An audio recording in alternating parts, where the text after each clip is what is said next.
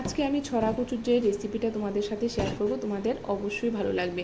ছড়া কচু কিন্তু অনেকে অনেক রকমভাবে খায়, আমিও অনেক রকমভাবে রান্না করি। সবসময় একরকম রান্না তো ভালো লাগে না, তো আমি চেঞ্জ করে করে করতে থাকি। তো আজকে আমি যে রেসিপিটা তোমাদের সাথে শেয়ার করব, আশা করি তোমাদের অবশ্যই ভালো লাগবে। তো তোমরা দেখতে থাকো। তো তোমরা দেখতেই পাচ্ছ আমি ছড়া কচুগুলিকে প্রথমে ভালো করে ধুয়ে নিয়েছি, তারপর সেদ্ধ হতে বসিয়ে দিয়েছি। যেহেতু এটা সেদ্ধ হতে 20-25 মিনিটের মতো সময় লাগবে, তো সেই টাইমটার মধ্যে আমি মাছটাকে মেরিনেট করার জন্য রেখে দেবো। তো প্রথমে আমি মাছটাকে ভালো করে ধুয়ে নিয়েছি, তারপর আমি হলুদ লবণ দিয়ে আরও কিছুক্ষণ মেখে আমি রেখে দেবো। তারপর 20-25 মিনিট পর দেখতেই পাচ্ছ যে কচুগুলি ভালো করে সেদ্ধ হয়ে গেছে। এখন আমি নামিয়ে নিচ্ছি, নামিয়ে কিছুক্ষণ আমি ঠান্ডা করে নেব। তারপর আমি গ্যাসে একটা কড়াই বসিয়ে দিলাম। তো কড়াইটা গরম হয়ে যাওয়ার পর এর মধ্যে আমি তেল দিয়ে দিয়েছি, দিয়ে আমি এখন মাছগুলিকে ভালো করে ভেজে নেব। আর মাছগুলিকে কড়া ভাজবো না, হালকা ভেজে তুলে নেব। তো ছড়া কচু কিন্তু অনেকে অনেক রকমভাবে খায়। আমার যে কোনোভাবেই রান্না করো না কেন, আমার সব রকমভাবেই ভালো লাগে। তো আমি আজকে ভাবছি যে একটা পাতলা ঝোল করি ছড়া কচু মাছ দিয়ে। তো তোমরা দেখতে থাকো, তোমাদের যদি ভালো লাগে তাহলে অবশ্যই একটা লাইক করে দিও। আর তোমরা কে কীরকমভাবে খাও অবশ্যই কমেন্ট করে আমাকে বলবে। তো তোমরা দেখতে পাচ্ছ যে মাছগুলো কিন্তু আমি বেশি কড়া করে ভাজিনি, হালকা ভেজে তুলে নিয়েছি। তো আরও কয়েক পিস মাছ বাকি রয়ে গিয়েছিল, তো সেই মাছগুলোকে আমি সেভাবে ভেজে নিচ্ছি। তো অনেকে কিন্তু এটাকে ছড়া কচু বলে, অনেকে গাটি কচু বলে, অনেকে কচুর মুখী বলে। আমরা কিন্তু ছড়া কচুই বলি।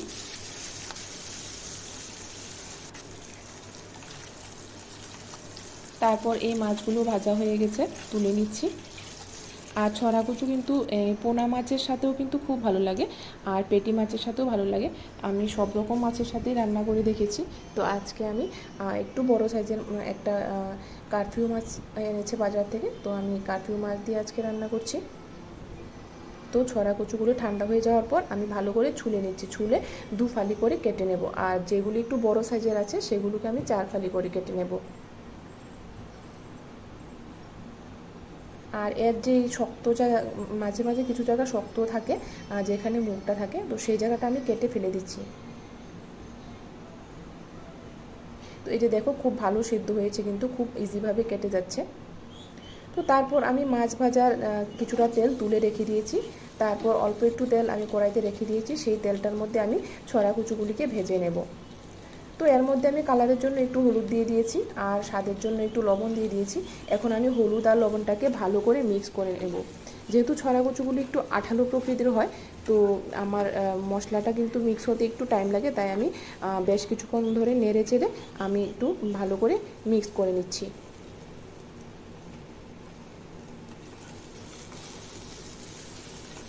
তো দেখতেই পাচ্ছ একটু কিন্তু ভাজা ভাজা হয়ে গেছে, অত ভাজবো না, আমি হালকাই ভাজবো।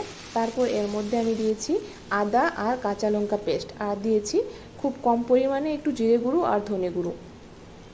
তারপর ঝোলের কালারের জন্য আমি একটু হলুদ দিয়ে দিয়েছি, যেহেতু আমি লঙ্কা গুঁড়ো ইউজ করব না, তার জন্য আমি একটু হলুদ দিয়ে দিলাম ঝোলের কালারটার জন্য, নাহলে আবার সাদা সাদা দেখা যাবে। তারপর আমি স্বাদের জন্য আর একটু লবণও দিয়ে দিয়েছি। এখন একটু হালকা কষিয়ে নেব।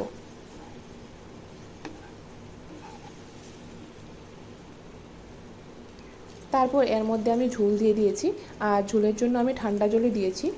গরম জল দিলে অনেক সময় আবার আঠা আঠা হয়ে যায়, আর এর মধ্যে ঠান্ডা জলটা দিলেই ভালো। তো আমি ঠান্ডা জল দিয়ে একটু ঝোল দিয়ে দিলাম। ঝোলটা একটু আমি বেশি করে দিয়েছি, যেহেতু আমি পাতলা ঝোল করবো, আমি আগেই বলেছিলাম, তার জন্য আমি একটু ঝোলটা বেশি করে দিয়েছি। তো ঝোলটা যখন টকবক করে ফোটা শুরু করে দিয়েছে, তখন আমি কড়াইটা নামিয়ে নিয়েছি, যেহেতু কড়াইটা ছোট। তারপর আমি কড়াইটা নামিয়ে একটা বড় কড়াই বসিয়ে দিয়েছি। তারপর যে মাছ ভাজার তেলটা আমি তুলে রেখে দিয়েছিলাম, সেই তেলটা আমি দিয়ে দিয়েছি, দিয়ে আমি এতে দিয়েছি 5 ফোড়ন।